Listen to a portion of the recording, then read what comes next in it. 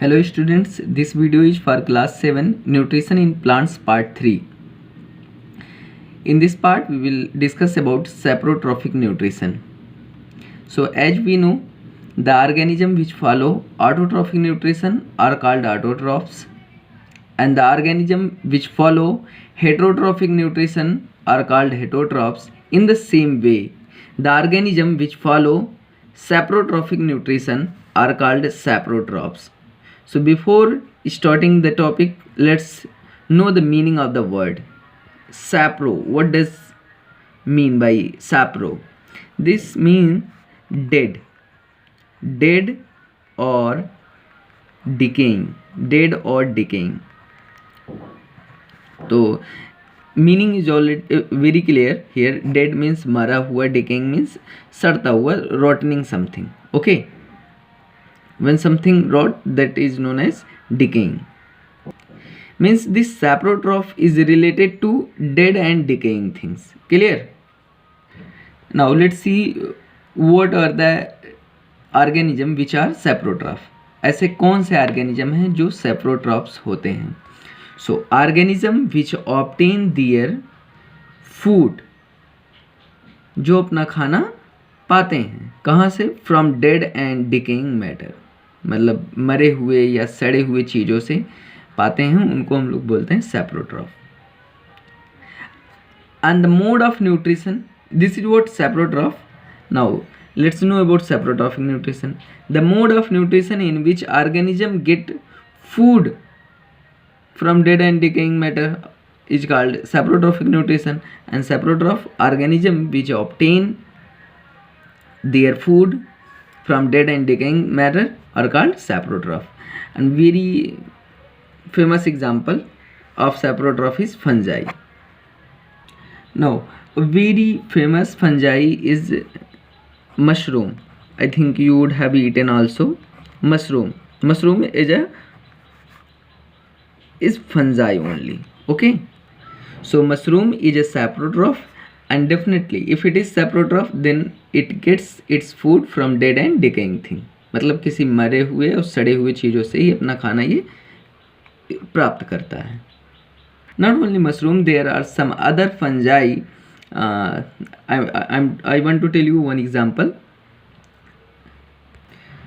One of my friend has forgot to wash his tiffin at home, and it was holiday for more than 1 week.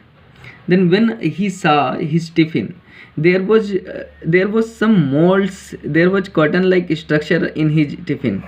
Okay, there was a small piece of bread, and on that there was cotton like structure on that. When he asked to his mother replied that it's nothing but just fungi.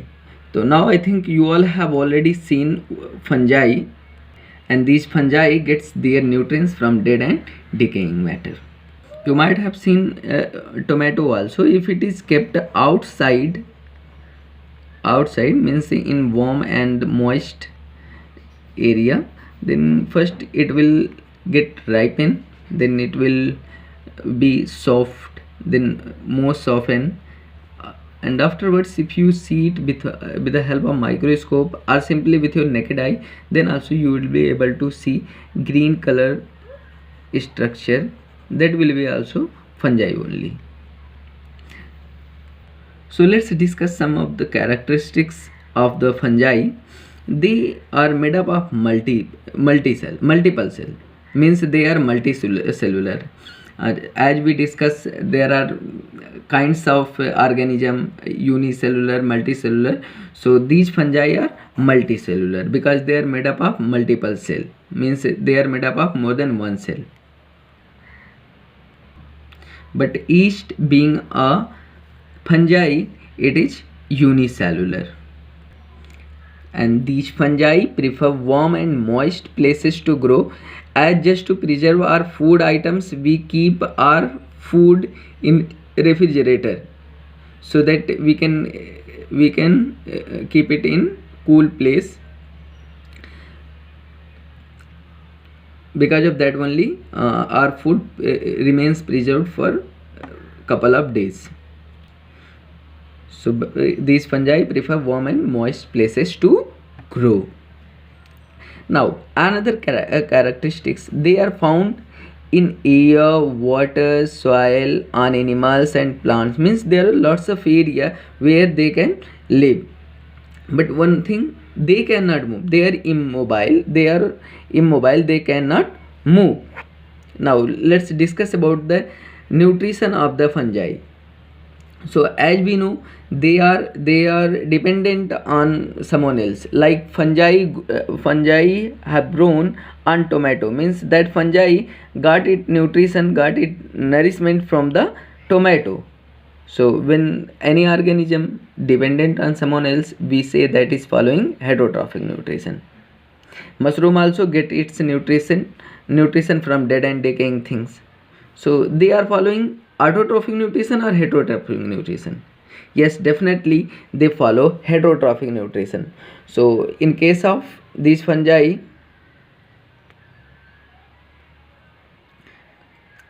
heterotrophic nutrition, and some are saprophyte. Some are saprophyte, means they feed on dead and decomposed matter, decaying matter.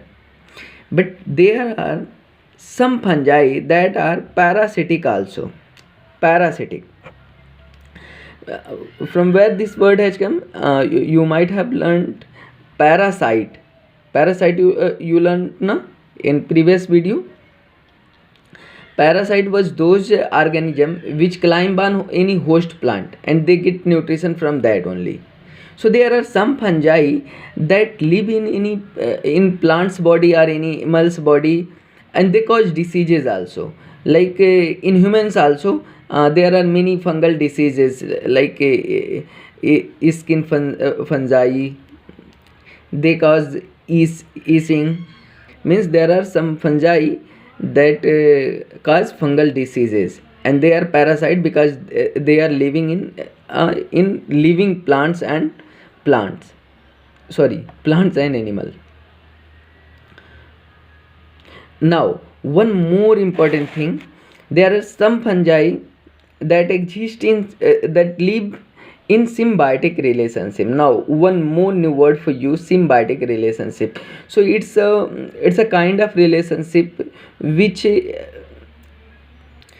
benefits each other. Let me explain you symbiotic relationship. Let us suppose this is